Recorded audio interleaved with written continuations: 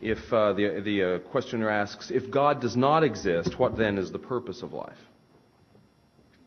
Well, I can only answer for myself. What cheers me up? I suppose mainly gloating over the misfortunes of other people. Yeah, mainly crowing over the miseries of others. And then there's irony. There's irony, and which is the gin in the Campari, the cream in the coffee. Sex can have diminishing returns, but it's amazing. No, that's pretty much it. And then it's a clear run to the grave.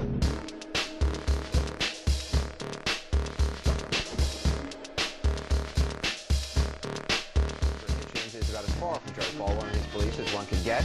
Christian fundamentalists are a major target of his new book, God is Not Great. Christopher, I'm not sure if you believe in heaven, but if you do you think Jerry Falwell is in it? No, and I think it's a pity there isn't a hell for him to go to. Those who commit the most callous, the most cruel, the most brutal, the most indiscriminate atrocities of all, do so precisely because they believe they have divine permission.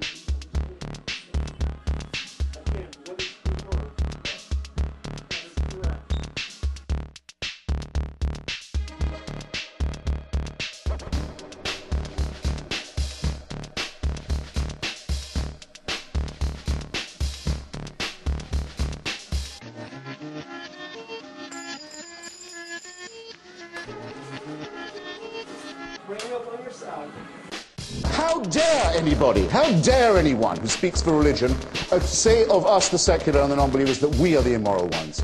It is itself a wicked thing to say.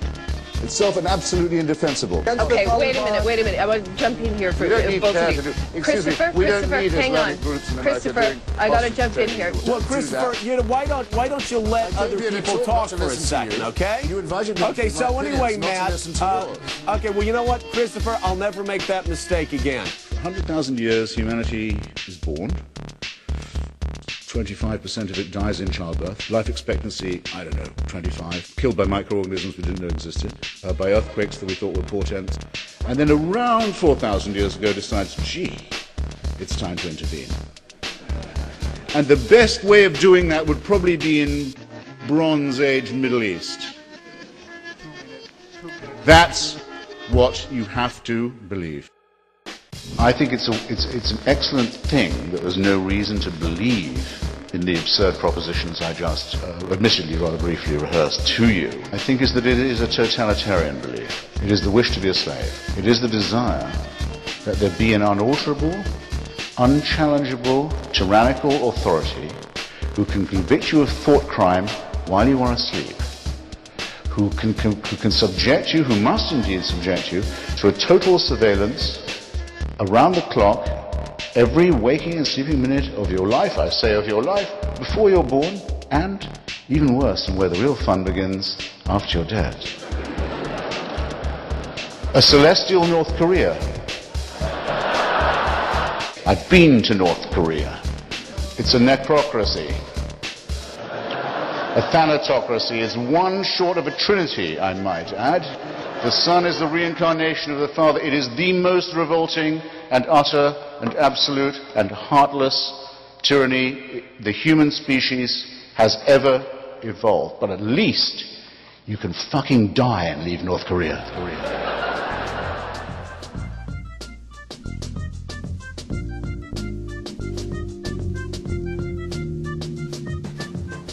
The silly girl who says, why should it only be men who decide?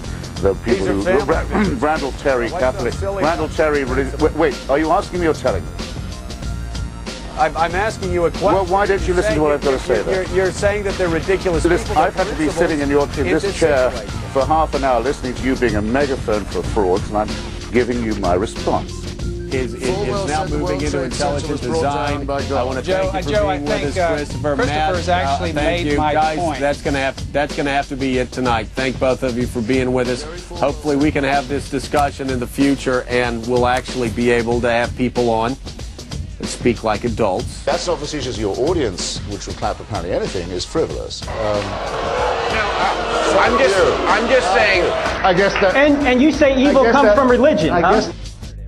I would really hope that people like Chris Christopher would show the decency and respect to let those people mourn and remember his memory without being torn down and attacked. Tell it your business partner. Good try, Christopher. Tell it good try. personal friend of mine and come back and follow again.